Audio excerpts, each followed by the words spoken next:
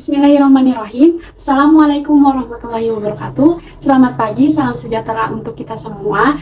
Pada kesempatan kali ini, saya Lina Afara dengan NIM 1107621217 selaku mahasiswa pendidikan guru sekolah dasar PGSD Fakultas Ilmu Pendidikan FIP Universitas Negeri Jakarta UNJ akan menyampaikan kasus BSI yang sedang booming pada saat ini, dan saya selaku mahasiswa pada mata kuliah Dasar-Dasar Hukum dan Ilmu Kewarganegaraan yang diampu oleh Bapak Dr. Atif Syatibi Hidayat, MPD.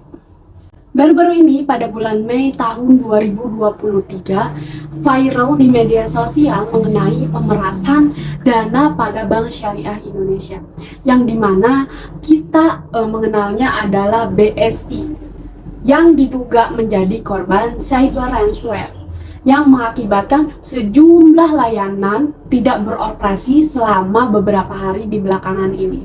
Nah, di video ini saya akan membahas mengenai kasus tersebut dari perspektif hukum dan perspektif nasabah yang menjadi korban pada kasus kali ini. Nah, sebelum kita lanjut membahas opini-opini, saya akan menceritakan terlebih dahulu tentang kasus ini. PT Bank Syariah Indonesia Tbk atau biasa kita sebut dengan BSI mengalami gangguan pelayanan digital mulai hari Senin pada tanggal 8 Mei 2023. Layanan sempat diakui pulih dalam beberapa hari, tetapi beberapa nasabah mengaku tetap mengalami gangguan. Kelompok hacker Lockheedbit diduga telah merantas jutaan data nasabah BSI. Mereka bahkan disebut telah menyebarkan data itu di pasar gelap internet atau dark web.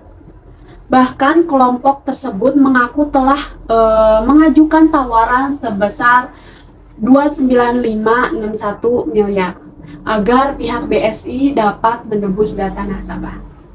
Pada hari Senin 8 Mei tahun 2023, nasabah PT Bank Syariah Indonesia Tbk atau BSI. Nah, sebelum kita lanjut membahas opini-opini, saya akan menceritakan kronologi terlebih dahulu tentang kasus ini. PT Bank Syariah Indonesia Tbk atau biasa kita sebut dengan BSI mengalami gangguan pelayanan digital mulai hari Senin tanggal 8 Mei tahun 2023. Layanan sempat diakui pulih dalam beberapa hari, tetapi beberapa nasabah mengaku tetap mengalami gangguan. Kelompok hacker Lockheedbit diduga telah merantas jutaan data nasabah BSI. Mereka bahkan disebut telah menyebarkan data di pasar gelap internet atau biasa disebut dengan dark web.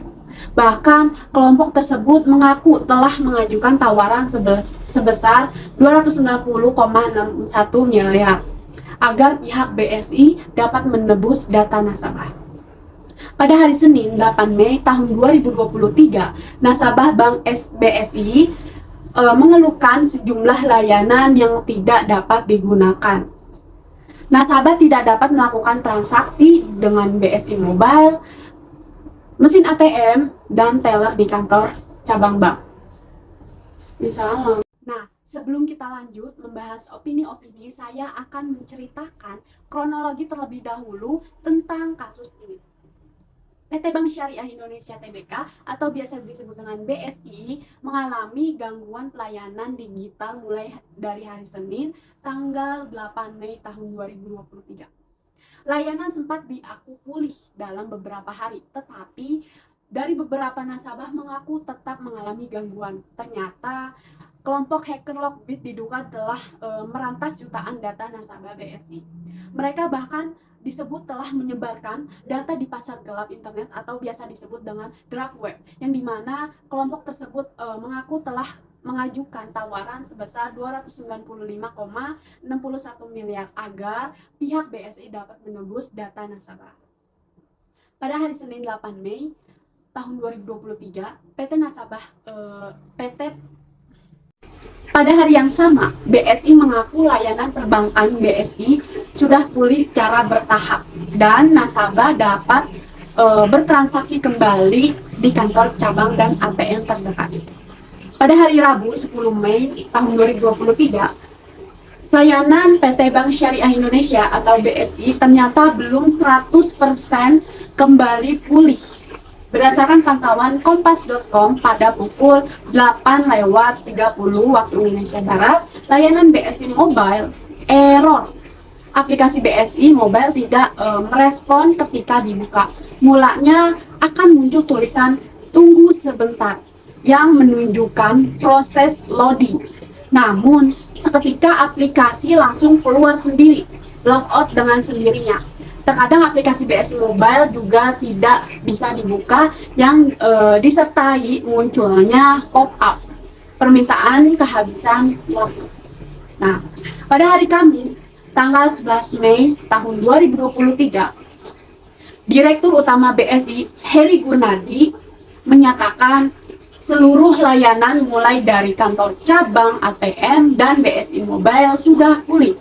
Nasabah bisa bertransaksi dengan normal kembali. Hal itu menyusut errornya layanan BSI selama 4 hari terakhir sejak Senin tanggal 8 Mei tahun 2020. Selanjutnya, pada hari Jumat tanggal 12 Mei tahun 2023, BSI mengklaim gangguan layanan yang tidak terjadi selama beberapa hari tidak menimbulkan rush money atau penarikan uang secara serentak dalam jumlah yang sangat besar. Pada hari Sabtu tanggal 13 Mei tahun 2023, di mana akun Twitter Fusion Intelligence Center menyebut kelompok perentas spesialis ransomware Lockbit mengaku telah melakukan serangan ke sistem layanan BSI sehingga membuat adanya gangguan pada sistem perbankan BSI.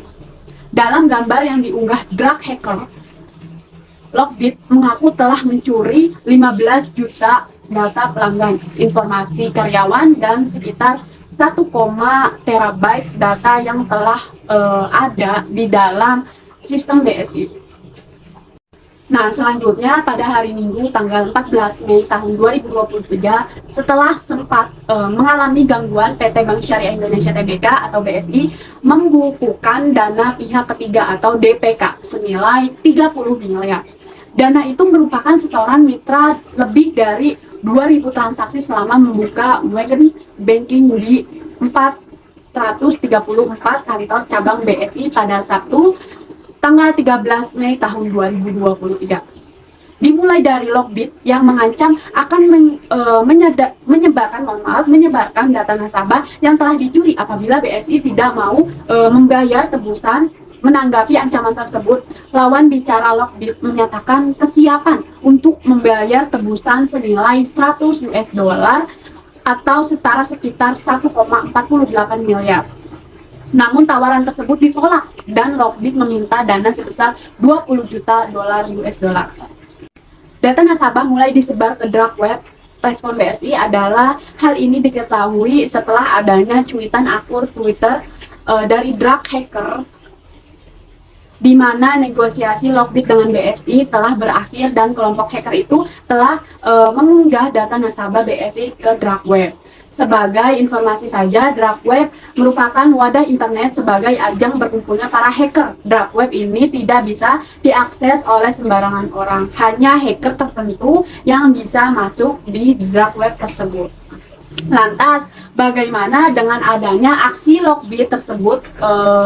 Respon BSI, meski telah diunggah ke dark web, manajemen BSI tetap menjamin data nasabah masih aman. Nasabah juga bisa bertransaksi melalui semua layanan perbankan BSI secara normal.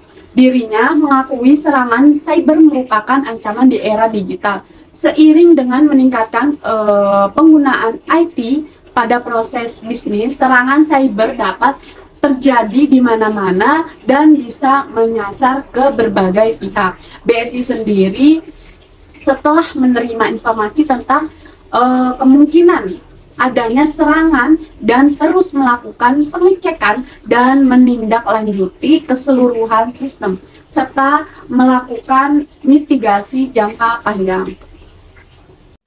Manajemen BSI sudah memastikan bahwa dana nasabah tetap aman dan mengimbau kepada seluruh nasabah untuk tetap waspada dan berhati-hati segala modus penipuan maupun tindak kejahatan digital yang mengatasnamakan bank. Jangan pernah memberikan PIN, OTP, kode OTP, maupun password kepada siapapun termasuk pegawai BSI. Untuk informasi lebih lanjut, nasabah dapat menghubungi BSI Kal 14040. Pungkasnya, Alphonse menjelaskan perbedaan serangan cyber dengan dalam bentuk ransomware, hacker yang membobol akun nasabah. Pada hakikatnya, cara kerja ransomware adalah mengunci akses sehingga operasional suatu perusahaan kacau balau.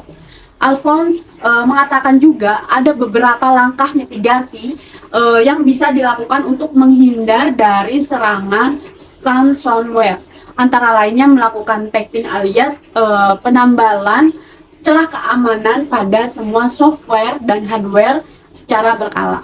Selain itu, melakukan perlindungan melalui firewall yang diamankan,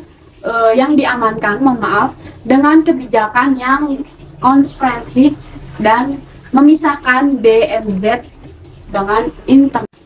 Terakhir, membatasi jumlah yang bisa mengakses internet yang memiliki data krusial. Tujuannya mencegah kebocoran jaringan dari kelemahan user, biasanya jadi sasaran utama penjahat cyber. Nah, semoga saja dengan adanya video ini yang saya buat dapat menyelesaikan masalah pada kasus BSI kali ini. Dengan permasalahan BSI, segera menindaklanjutkan bagaimana nasib kedepannya untuk para nasabah BSI sendiri. Terakhir, saya mahasiswa pendidikan guru sekolah dasar Fakultas Ilmu Pendidikan Universitas Negeri Jakarta merasa turut prihatin atas kerugian yang dialami oleh nasabah dan juga pihak manajemen dari BSI sendiri.